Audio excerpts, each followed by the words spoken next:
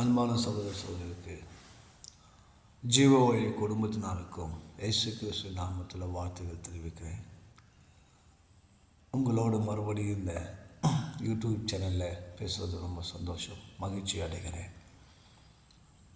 உங்களுடைய ஜபத்துக்கும் ஜப ஆதரவுக்கும் உங்களோட உதவிகளுக்கு ரொம்ப நன்றி. இன்றைக்கு கிறிஸ்மஸ் என்றால் என்ன? கிறிஸ்மஸ் என்பது அநேக பேருக்கு தெரிந்த ஒரு காரியம். இயேசு பிறந்தார் சந்தோஷமாக நம்ம கேக்கு வெட்டி பிரியாணி சாப்பிட்டு துணி கலர் வெளிச்சத்தை ஒளி விளக்கை பார்த்து அது முடிஞ்சு போயிடும். ஆனால் கிறிஸ்துமஸ் என்ற நோக்கம் அது உண்மையான ஒரு ஆண்டவருடைய நோக்கம். நம்ம அந்த கிறிஸ்மஸுடைய உண்மையான அர்த்தத்தை இன்னும் கூட நம்ம சரியாக புரிந்து கொள்ளலை. நானும் சில காலங்கள் அப்படி தான் இருந்தேன். ஆண்டவருடைய வார்த்தைகளை அநேக நேரம் தியானிக்கும் போது கிறிஸ்மஸ் என்பது இருளில் வந்த இயேசு, இதுதான் கிறிஸ்மஸுங்க. இருளில் ஒளியாக வந்த இயேசு. ஏன் இருளில் ஒளி வந்த ஏசாயா 9ஆம் அதிகாரம் 2ஆம் வசனம் சொல்கிறது போல,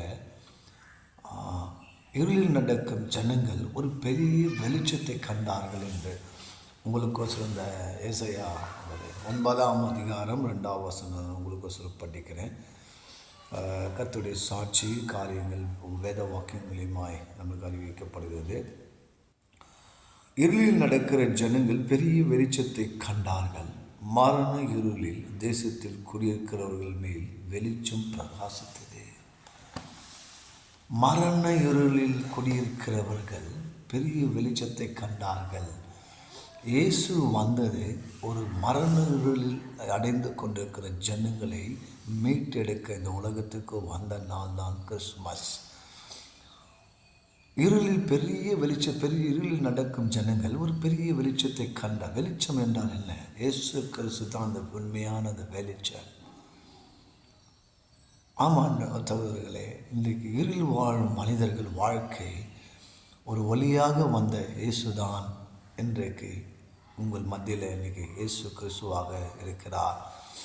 இன்றும் இயேசு உங்கள் வாழ்க்கையை நன்மையாய் கடந்து செல்ல, உங்கள் இருளிலிருந்து வாழ்க்கை ஒளிக்கு வர விரும்புகிறாருங்க.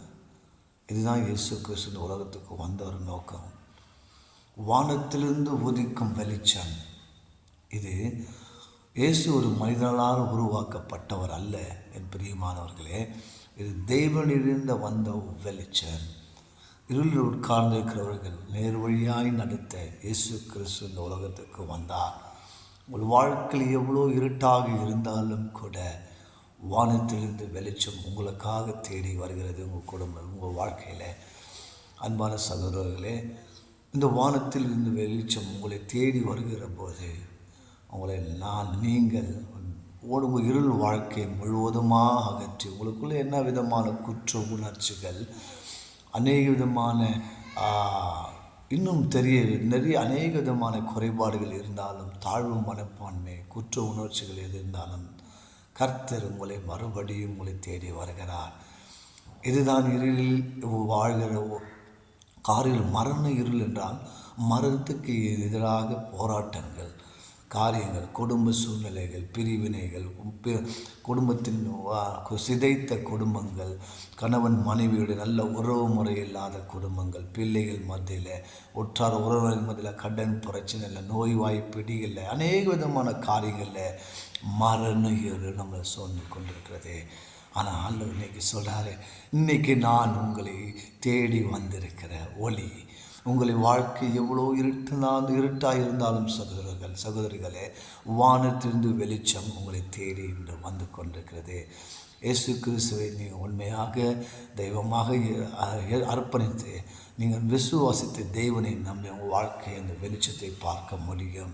என்னுடைய வாழ்க்கை ஒரு இருட்டாக ஒரு மரண இருள் என்னை சூழ்ந்து கொண்டிருக்கும் அது தேவன் என ஒளியாக என்னை வந்ததுனால இன்றைக்கு இந்த கிராமத்தில் அநேக இடங்களில் ஊழியம் செய்து கொண்டு தேவன் என் ஒரு ஆத்மா அறுவடை கனியாக கொடுத்தது மாத்திரம் இல்லை, சாட்சிக்கு உண்மையாக என்னை நிறுத்தி வைத்திருக்கிறார். சகோதரர்களே, இது மனதார உங்களுக்கு நன்றி சொல்கிறேன். உங்களுக்கோசரம் ஜபித்துக் கொள்கிறேன். என் ஜீவ வழி குடும்ப ஜனங்களுக்கும் ஜபித்துக் கொள்ளுங்கள். நான் உங்களை அநேக யாரெல்லாம் பார்க்குறீங்க, யாரெல்லாம் கேட்குறீங்களா, தேவன் இயேசு கிறிஸ்து நாமத்தில் உங்களுக்கு ஒரு விஷயமாக இனிய கிறிஸ்துமஸ் நல்வாழ்த்துக்கள், ஹாப்பி நியூ இயர். கர்த்தர் உங்களையும் குடும்பங்களையும் பிள்ளைகளையும் உங்கள் வருமானங்களையும் வாழ்க்கையில் எல்லாவித குறைபாடுகளையும் கர்த்தர் பரிபூர்ண நிறைவாக மாற்றுவாராக. இயேசு கிறிஸ்து நாமத்தில் ஒரு விஷயமாக உங்களோட காணொலியுமே பேசி இந்த நேரத்தை கொடுத்து இந்த வார்த்தையை கேட்டதுக்கோசரம் உமக்கு நன்றி செலுத்தி இப்படிக்கு ஜீவ ஊழியத்தில் வேலைக்காரனாக தேவன் பணியில் ஈடுபட்டு வருகிறேன். நன்றி.